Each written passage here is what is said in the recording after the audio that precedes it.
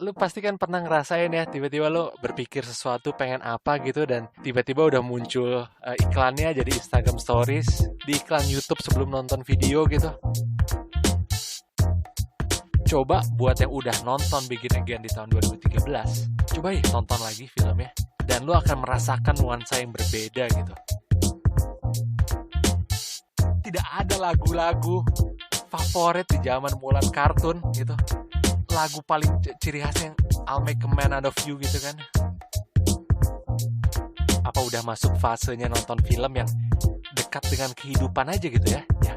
Yang banyak dikecewakan, yang banyak patah hati, gitu kan? Yang kalau lu nonton itu, ya itu masuk akal.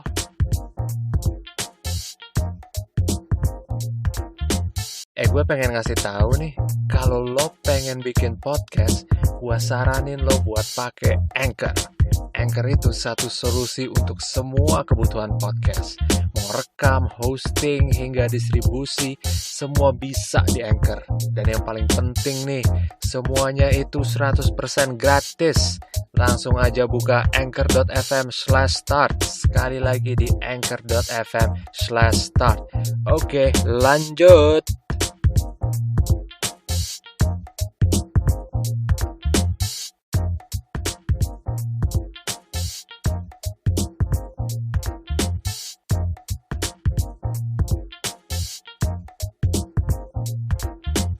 Podcast Bosan di Jalan bareng gue Ram, episode ke-92.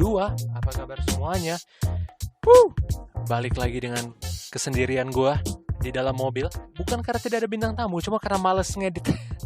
Aduh, fuck. Gue masih punya 2 stok episode wawancara. Tiga wawancara dengan 3 orang yang udah pernah ngobrol bareng gue. Cuma gue butuh kemauan dan kekuatan mental untuk bisa ngedit. Kalian suka nggak sih dapat kayak rekomendasi di YouTube kalian buat film-film lama yang pernah lo tonton gitu? Dan entah kenapa YouTube berpikir kita mau nonton video-video film itu di hari itu gitu. Dan biasanya gue tiba-tiba memang pengen nonton itu aja gitu. Tanpa gue sadarin sebelumnya bahwa gue pengen nonton itu lagi gitu. YouTube tuh tahu dari mana sih? Hah? Bisa baca pikiran kita gitu dari gelombang-gelombang airwave di handphone kita gitu atau gimana sih? Ya lu pasti kan pernah ngerasain ya, tiba-tiba lu berpikir sesuatu pengen apa gitu dan tiba-tiba udah muncul iklannya jadi Instagram Stories. Di iklan YouTube sebelum nonton video gitu. Kayak lu nggak pernah googling mainan, nggak pernah googling komik gitu kan. Lu cuma ngebatin aja gitu. Kayak udah lama nih nggak baca komik detektif Conan gitu ya. Tiba-tiba di Instagram Stories muncul iklannya. Sebelum nonton video YouTube muncul detektif Conan gitu ya. Dari mana mereka tahu gitu? Hah? Dari mana coba? Padahal gue nggak bilang-bilang orang juga. Hah? Mau dari mana lagi? Gitu. Eh, ya jadi beberapa hari yang lalu YouTube tuh ngasih rekomendasi gua video musiknya eh, film Begin Again yang ada Mark Ruffalo, The Hulk, Bruce Banner ya. Dulunya dia adalah seorang karakter di Begin Again bersama Keira Knightley gitu dan itu film tahun berapa? 2013? Itu udah lama banget ya.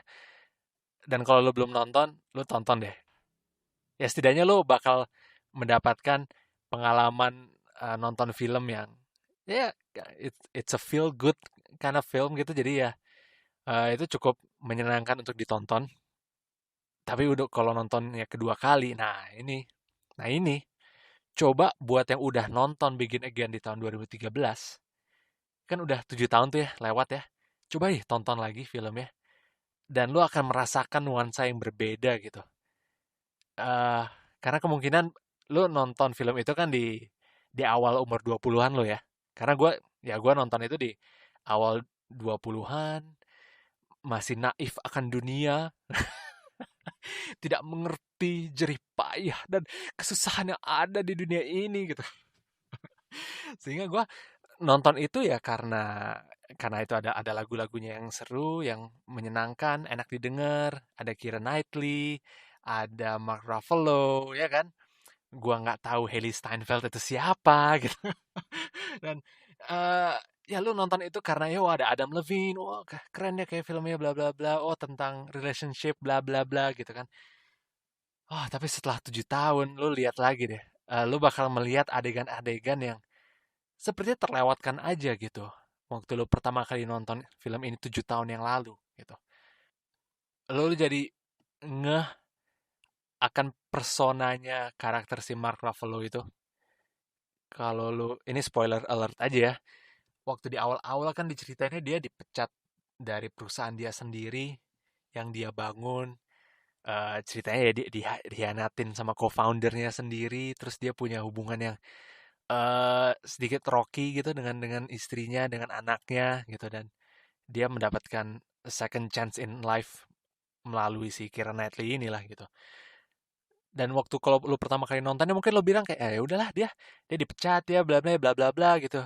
Ya udah gitu, dan entah kenapa lu setelah bertahun-tahun gitu ya, lu mulai merasakan sentimennya kayak oh ya gue pernah tuh dihianatin sama orang-orang kantor, sama co-founder, sama rekan, sama partner gue sendiri tuh. Oh ya, iya memang gitu rasanya tuh kayak gitu. Terus mulai ngerasain kayak oh hubungan sama sama keluarga yang tidak akur, yang tidak baik itu kayak gimana gitu, nggak cuma dengan istri dan anak, sama orang tua, sama adik, sama siapa gitu ya. Lo mau ngerasain gitu kayak oh shit, lo ngerti banget karakternya Mark Ruffalo sekarang kayak gimana gitu kan. Lo jadi nggak peduli sama Keira Knightley-nya gitu.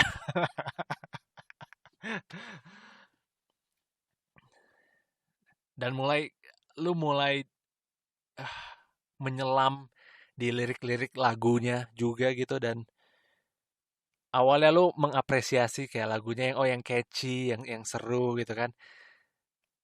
Terus lu mulai baca liriknya dan lu mulai nyadar kayak anjir, ini dalam banget. Lu oke, kalau lu punya waktu luang, lu coba ke genius.com terus baca lirik lagunya Tell Me If You Wanna Go Home nya Keira Knightley. Itu lu, gua jamin deh, gua jamin lu baca aja gitu. Dan ini membuat gua jadi berpikir berapa banyak film yang akan mengubah persepsi gua ketika gua nonton film itu untuk kedua kalinya gitu. Dan baru-baru ini terjadi dengan film Mulan gitu. Ketika film itu keluar, kartunnya keluar tahun 98. eh Ya menurut gue itu film yang fun aja gitu buat seorang anak kecil ya. Berantem-berantem gitu kan. Dragons bla bla bla ya. Disney lah, tipikal film Disney, feel good gitu ya.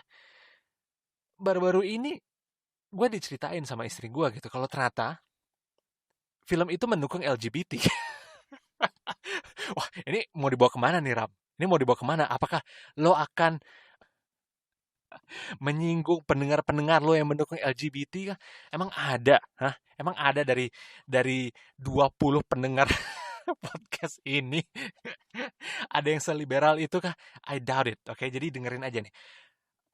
Jadi sesuatu yang baru gue sadarin adalah di filmnya Mulan, by the way spoiler alert ya, kalau kalian belum nonton kartunnya Mulan, kan itu ceritanya si Mulan pura-pura jadi laki biar bisa gabung sama tentara Cina kan. Terus ada karakter namanya siapa, Shang atau siapa gitu.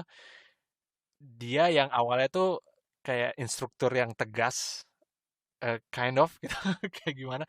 Yang lama-lama dia jadi suka sama Mulan, tapi dia suka sama Mulan ketika dia nganggep Mulan adalah seorang laki-laki gitu, ya kan?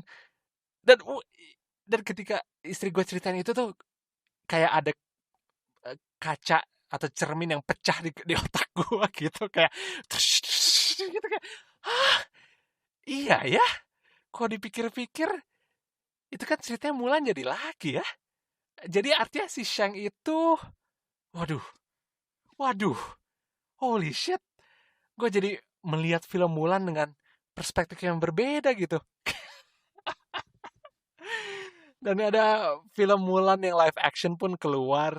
Dan ya lo ketika lu nonton, pastinya secara bajakan ya. Karena kan nggak muncul di Disney Plus Indonesia pastinya kan. Udah, eh, kalian pikir gue adalah orang yang berhati mulia, yang tidak akan pernah membajak sebuah film? Hah? Think again. Gitu. Gue ini lahir dari seorang pembajak gitu. Bokap gue itu paling seneng ngerekam lagu-lagu di radio dengan kaset kosong gitu. Kayak ekspektasi lu anaknya bakal diajarin apa gitu. eh Ya gue pasti, karena gue penasaran aja dengan film itu jadinya kan, dan akhirnya kita nonton tuh si Mulan live action, dan ternyata banyak yang berbeda ya dari di kartunnya. Ya pertama-tama nggak ada karakter Wushu, si dragon yang kocak abis itu. Karakter Wushu itu malah, dia tuh dragon atau phoenix ya, gue lupa. Tapi ya pokoknya karakter Wushu itu diganti sama kayak layangan putus dari kampung sebelah gitu, kayak nggak ada dialog, cuma terbang-terbang aja gitu. Kayak ini gunanya buat apa sih dia ada di sini gitu, kayak ngomong kayak bantuin simulannya mencari jawaban di kehidupan dia gitu atau gimana gitu. Kayak lu ada value-nya gak sih di film ini gitu. Terus yang kedua, tidak ada lagu-lagu favorit di zaman Mulan kartun gitu. Kayak nggak ada gitu yang lagu paling ciri khasnya yang I'll make a man out of you gitu kan. Lu tau kan lagunya yang Let's get down to business to defeat the Huns gitu kan. Did they send me daughter when I asked for sons gitu. Itu nggak ada men lagunya kayak gitu. Lu, dan gantinya itu cuma satu baris dialog dari dari seorang gantinya itu cuma satu baris dialog dari seorang jenderal muka datar gitu. Men itu anti klimaks banget. Ketika lu pikir bakal ada sequence adegan yang mereka latihan menjadi seorang man, seorang laki-laki yang sesungguhnya melalui sebuah lagu gitu bertransformasi, tidak terjadi saudara-saudara. Tidak ada itu. Dan satu lagi yang lumayan mengecewakan buat gue adalah, buat rilis film Mulan live action ini, McDonald nggak ngeluarin special Happy Meal Szechuan sauce. Ini gue nggak tahu lo tahu atau enggak, tapi ketika film Mulan yang kartun keluar, itu McDonald pertama ngeluarin Happy Meal yang versi Mulan, dan kedua mereka ngeluarin menu chicken nugget yang sausnya itu saus Szechuan, kayak saus di restoran-restoran Cina gitu. Dan itu enak banget gitu. Dan mungkin lo bertanya, apakah gue pernah mencoba itu? Jawabannya tidak. Gue tahu ini dari Rick and Morty. Dan biasanya kan semua yang terjadi di Rick and Morty itu pasti betul ya. Jadi ya gue telan matang-matang aja informasi itu. Entah itu benar atau enggak. Jadi ketika film live action Mulan keluar dan McDonald nggak ada rilis menu baru, gue cukup mengecewakan ya. Jadi ini kayaknya gaungnya tidak cukup besar gitu. Dan akhirnya terjadilah di film live action Mulan itu adegan yang ya yang persis mirip lah gitu, ketika si Mulan yang udah nyamar jadi cowok ketemu sama rekan-rekan semiliternya lah gitu, dan kayaknya ada satu orang yang menaruh perhatian lebih gitu, dan itu running in the back of my head gitu. Kayak ini Mulannya cerita jadi laki mereka gitu. ini ini dia nyadar Mulan dia bukan laki jadi dia suka sama Mulan, atau justru karena dia nganggap Mulan itu laki jadi dia suka gitu. It's very confusing. Oh man, kayaknya film Disney itu memang bukan tempatnya untuk politically correct ya. Di manakah film-film Disney yang rasis dan seksis? Kayak like the good old days gitu. Holy shit. Kalau mereka harus politik crack gitu dan eh, membuat para SJW ini senang gitu kayak sulit juga gitu karena ujung-ujungnya filmnya jadi rada aneh gitu ya. Buat anak-anak nggak masuk gitu, buat orang dewasanya juga nggak menghibur gitu. Beda dengan ketika film kartunnya keluar gitu, ya pasti buat sebagai anak-anak udah pasti lo nikmatin lah gitu dan ya kayaknya dari perspektif orang tua pada waktu itu mereka juga nangkep lah filmnya itu kayak gimana gitu.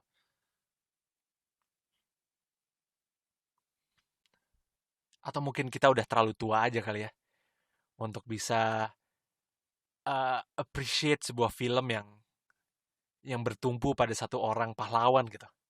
Ya kan?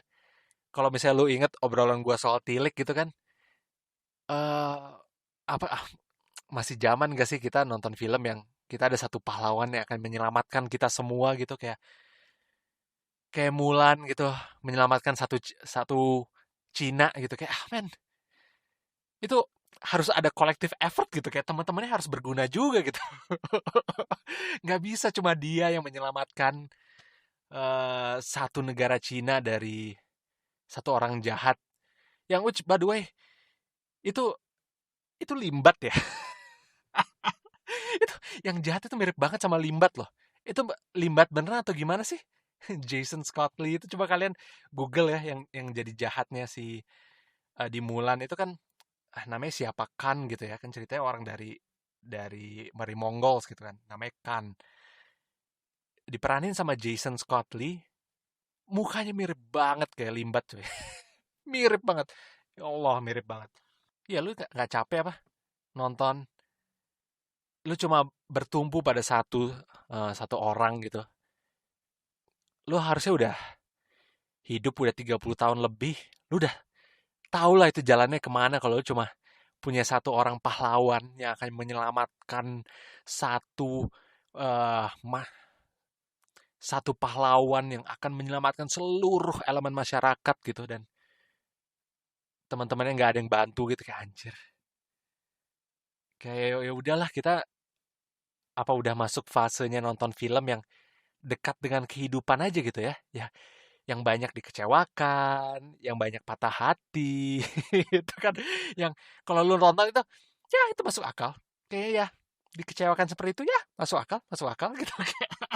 Apalagi gitu, apalagi gitu kayak lu nonton Love for Sale gitu, lu jadi ngerti kayak ya ditinggalin pas lagi sayang-sayangnya ya wajar, semua orang mengalami itu gitu. Tapi kita kalau nonton Gundala gitu kayak satu orang menyelamatkan satu kota, nah not my cup of tea gitu kayak ya, ya lu mau nunjukin gua beberapa film superhero lagi gitu yang ujungnya bakal sama-sama kayak gitu. Mungkin itu kenapa film Black Panther itu membekas banget gitu ya. Chadwick Boseman rest in peace ya. Karena pada masanya gitu ya itu tuh tahun 2018 ya, 2 tahun yang lalu. Oke, film superhero tuh menjamur satu pahlawan menyelamatkan semua dan sebenarnya secara nggak langsung Black Panther juga kayak gitu, cuma ada cerita lain yang ditawarkan di film itu gitu. Ketika lo lihat yang konfliknya dengan yang si jahatnya gitu. Siapa yang jahat namanya? Killmonger. Ya, Killmonger. Yang diperanin sama Michael B. Jordan, meh. Itu villain favorit gue di Marvel sih sejauh ini ya. Bahkan mengalahkan Loki loh. Mengalahkan Loki. Kenapa? Karena sebagai villain, sebagai orang jahat, dia tuh nggak bukan jahat karena ya harus jahat aja gitu karena dibutuhkan sama filmnya gitu ya kan dia nggak punya villain arc yang generik gitu ya lu tau kan yang tipe-tipe villain yang bisa hadir karena dia harus menguasai dunia gitu atau dia harus menghancurkan seluruh dunia gitu dan hanya ada satu orang yang bisa memberhentikan dia gitu dan dia bukan orang random yang tiba-tiba muncul gitu ya kan dia dia itu bagian dari royal family-nya Wakanda yang terasingkan gara-gara bapaknya. Gara-gara bapaknya punya perspektif lain tentang dunia gitu. Yang ditentang sama negaranya. Yang pada saat itu negaranya lebih milih buat isolasi diri, menutup diri, dan jangan sampai negara lain tuh tahu tentang Wakanda gitu. Jadi lebih mending bapaknya dibunuh terus anaknya ditinggalin aja di situ gitu. Dan itu kan dendam pribadi banget tuh, dendam pribadi gitu, bahwa dia dihianatin sama keluarganya sendiri, sama dunia gitu, dan dia harus melihat kaumnya dia sendiri, orang-orang Afrika kulit hitam yang disiksa bertahun-tahun gitu, lewat perbudakan, lewat perang, lewat rasisme gitu. Dan ketika dia nyadar bahwa oh ternyata Wakanda tuh punya semua yang bisa digunakan agar orang-orang kulit hitam tuh bisa sejajar sama ras putih, sama bule gitu. Karena pas dia pun berkuasa sempat ngalahin si Black Panther, yang dia lakukan itu kan bukan ya nggak cuma sekedar pengen nguasain dunia terus bunuh semua orang, nggak juga. Dia tuh pengen empowering orang-orang kulit hitam gitu. Dia pengen ngasih senjata-senjata Wakanda ke orang-orang kulit hitam di seluruh dunia gitu, biar mereka bisa melawan melawan orang bule gitu. Dan yang pesan yang dia sampaikan itu kan berarti ya lo tuh jangan mau diperbudak gitu sama orang kulit putih gitu, bahwa lo mau ras lo apa, mau kulit hitam, mau Asia, ya udah lo tuh bisa sendiri gitu. Kenapa lo harus mengemis-ngemis di depan orang bule gitu? Dan I like that's gotta hit home real bad gitu kan, karena lu harusnya nyadar lah gitu. Lu harusnya berpikir dikit kayak, oh iya bener juga, kenapa selama ini kita sebagai orang Indonesia tuh nyembah bule banget gitu. Kayak semua harus serba bule, ya kan, bahasa Inggris, logat Inggris gitu, kayak gaya hidup Inggris. Kayak apa yang salah dengan gaya hidup kita, dengan our way of living gitu. Kayak itu pun dianggap nggak bener kan karena sejak orang bule masuk gitu. Sejak gara-gara orang Belanda nggak suka dengan cara kita hidup aja gitu. Pikirkan dua kali. Nah. Tapi ya gitu kan, intinya walaupun akhirnya si Killmonger itu dikalahkan sama Black Panther, tapi pesan dia tuh tetap sticks gitu. Dan bahkan secara nggak langsung dia yang menangin moral argument ya gitu. Walaupun dia kalah secara fisik, dia akhirnya mati. Spoiler alert. Ayolah, kalian pasti udah nonton Black Panther kan? Gue nggak perlu bilang spoiler alert kan gitu. Ya walaupun dia di akhir film ini dia pun mati, tapi moral argumennya dia menang.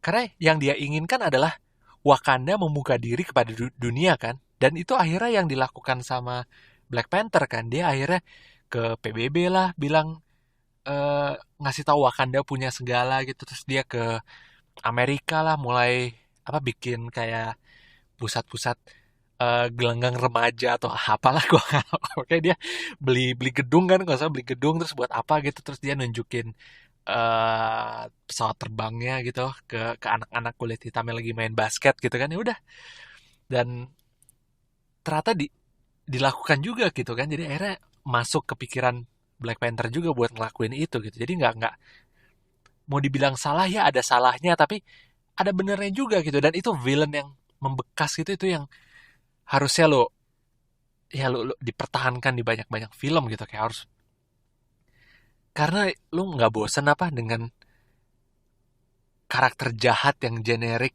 yang gitu-gitu aja. Sekarang gua tanya nih, yang jahat di film Thor Dark World siapa? Gua tanya deh, lo inget nggak yang jahat di film kedua Thor siapa gitu? Bukan Loki ya, di film keduanya. Pasti nggak inget karena ya udahlah, bodo amat gitu. Terus di film Avenger yang kedua juga siapa? Lo inget nggak gitu?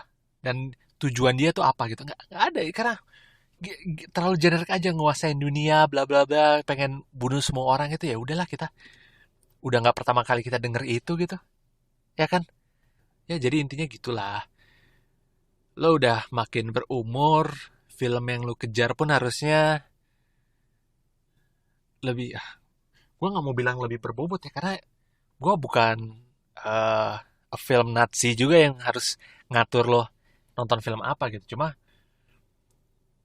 ya lo pasti akan lebih menikmati film itu yang meninggalkan kesan lah ya.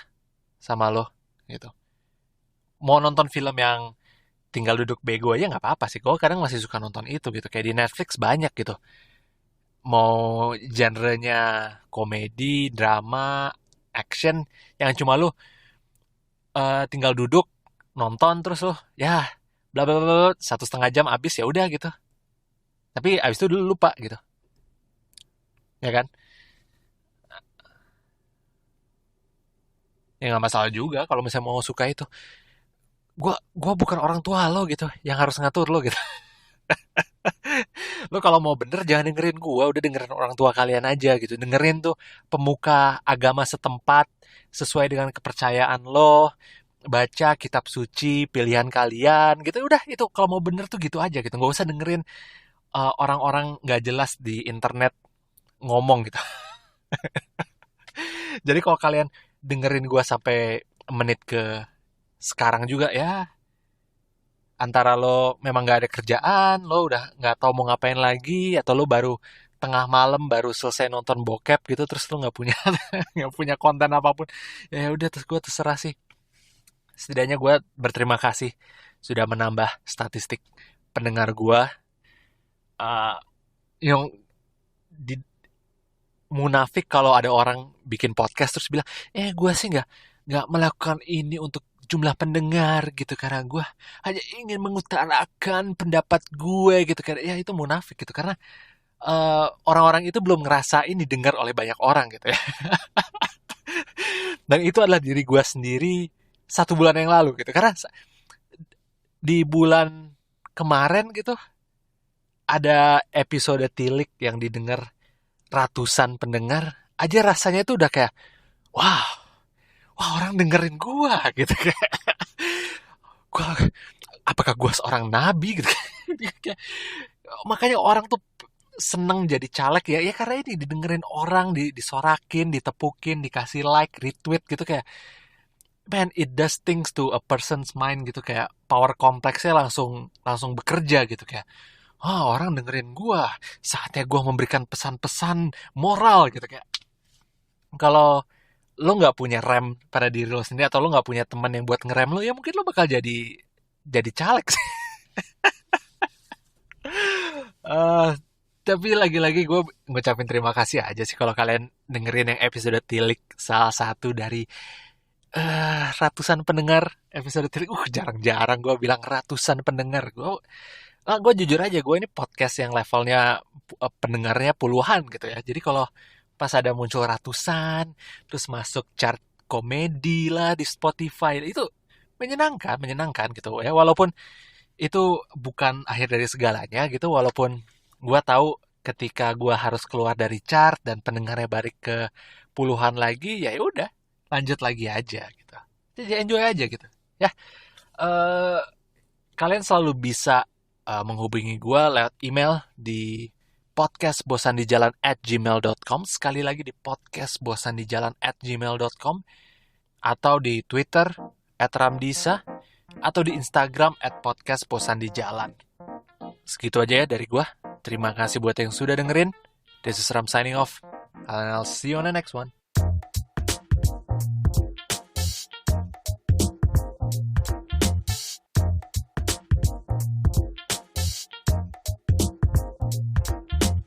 Thank you udah dengerin podcast Bosan di Jalan bareng gue Ram.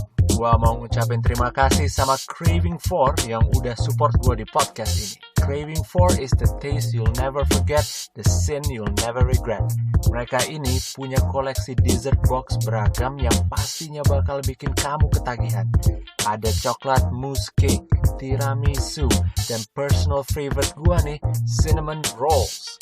Jadi, buruan aja cek Instagram mereka di @craving4.id. Sekali lagi di @craving4.id. DM mereka untuk pemesanan. Craving For, the taste you'll never forget, the sin you'll never regret.